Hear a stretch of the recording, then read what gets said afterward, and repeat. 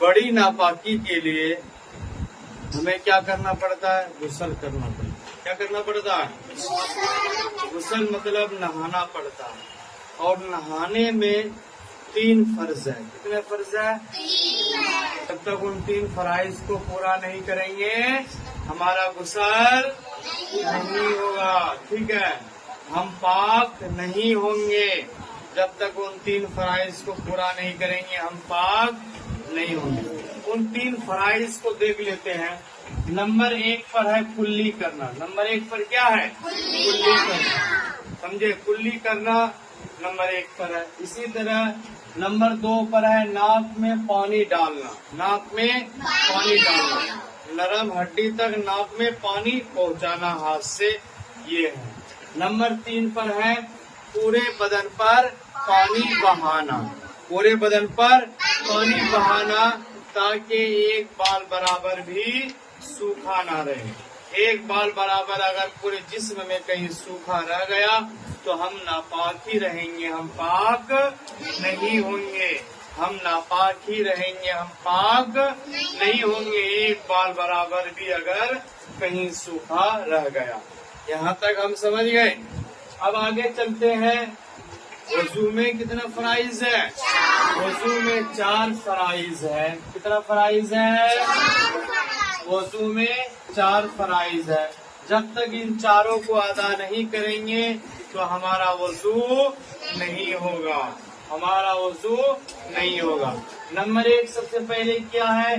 चेहरा धोना। चेहरा धोना, चेहरा कितना धोएंगे?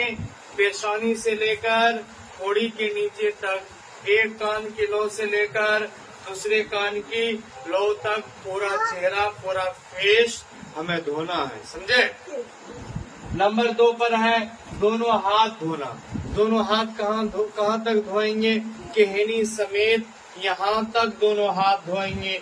इसके नीचे एक बाल बराबर भी अगर सूखा रह गया तो हमारा वजू नहीं होगा। तो दोनों हाथ केहनियों समेत धोना। समझे? इसी तरह नंबर 3 पर है चौथाई सर का मसा करना, यानी कम से कम ऐसे कर लेना, क्या है? फर्ज है। ठीक है, चौथाई सर का मसा करना।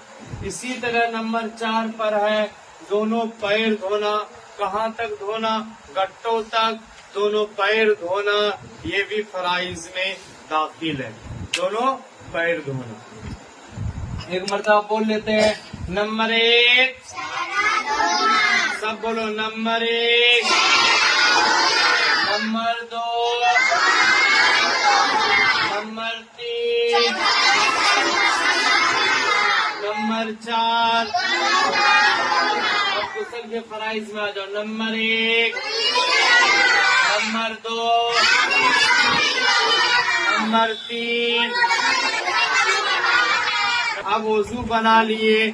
अब वजू को तोड़ने वाली चीज में आ जाते हैं। वजू को तोड़ने वाली चीज, वजू को तोड़ने वाली चीज कितना है? 9 है। नंबर 1 वॉशरूम जाना। वॉशरूम जाना से मतलब पेशाब या पैखाना करना। वॉशरूम जाने का मतलब क्या है? पेशाब या पैखाना करना। नंबर 2 हवा खारिज करना, जिससे भी वजू टूट जाएगा। नंबर 3 बदन से खून या पीप निकलकर बह जाना। बदन से खून या पीप निकलकर बह जाना।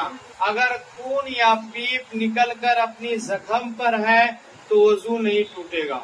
अगर जख्म से आगे निकलकर बह गया तो वजू टूट जाएगा। ठीक है, जख्म तक है, निकलकर बहा नहीं है तो वजू नहीं टूटेगा।